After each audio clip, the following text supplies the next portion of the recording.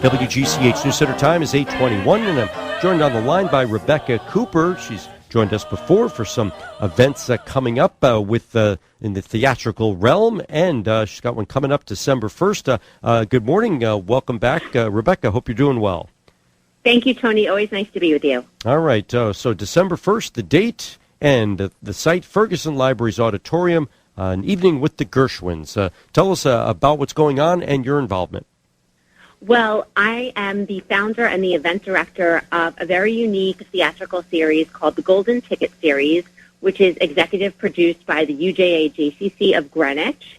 And the basic format is people not only hear the songs of the composers, but they also hear the history behind those songs. So back once again with us is Jack Viertel, who is the senior executive producer of the Gershwins Theater Group, who produces major Broadway shows, to narrate about the iconic brother duo, George and Ira Gershwin, who have famously penned so many American standards that so many of us have treasured over the years. Okay, so what's kind of the form going to be, and what's your part of this? You'll be doing some singing, dancing, or what? Oh, no dancing in this one, Tony, but we are back with a quartet of singers.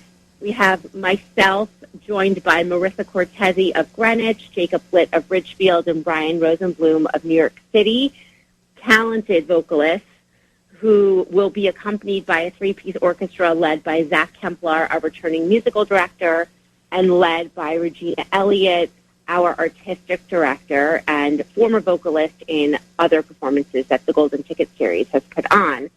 So those Gershwins have really formed so much of the American songbook that Jack Viertel felt very strongly about the history of these two brothers and how it informed their work. And so that's where his lecture will focus, on the relationship of George and Ira Gershwin, weaved in by the songs that made them so famous over the years. Interesting. So you get entertained and informed at the same time.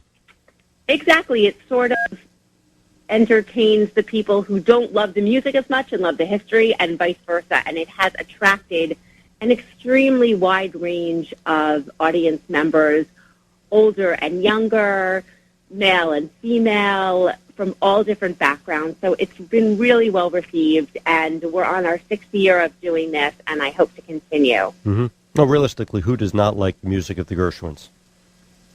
I mean, that's my whole point, Tony. Exactly.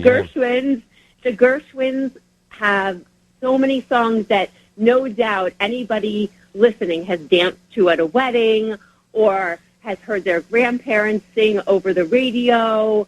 Anything like Our Love Is Here to Stay and It's Wonderful, all those kinds of iconic songs that are weaved so much into the fabric of our culture, people will just start swaying in their seats. I can't wait to see it. Mm-hmm. I mean, you mentioned that this is a series, a Golden Ticket. Is that a Willy Wonka reference? Or? Well, no, that's something that I came up with, that I thought it was a special-sounding series that would attract people to hear this kind of marriage between the history and the song. So it's a unique format that we haven't seen anywhere else, and that some local businesses and private clubs in the area have started to buy and feature in their venues as well. But we're so happy to come to the Ferguson on December 1st. We originally had this show for May of 2020, which, as everybody knows, was not a time to be public anywhere. So we delayed it, and we're so happy to partner with them on December 1st for a show with a very limited audience, and tickets have been selling very fast. I saw the ticket list yesterday. It looks like we have about 10 tickets left.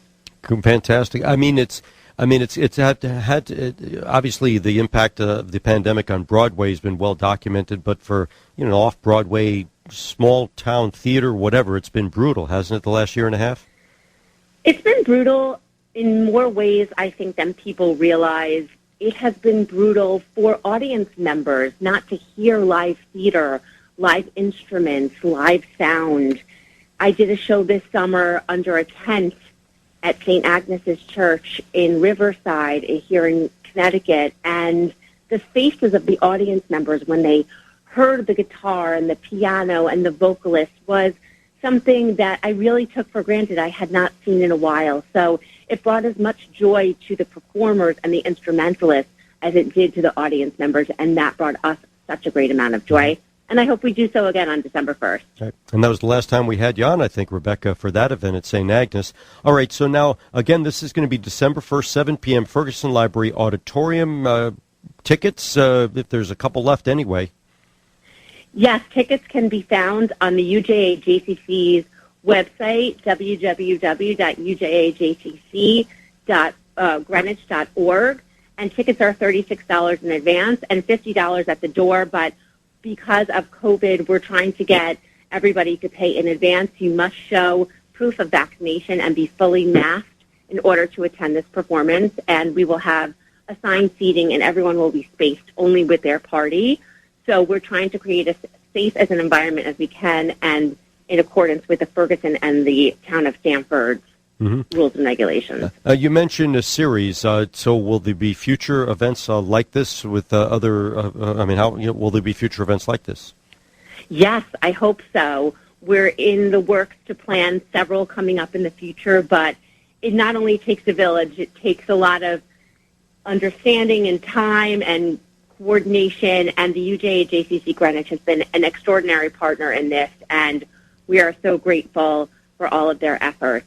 And stay tuned in the future. Okay, good. I'm sure you and John will be in touch with me. And is this a fundraiser for them then?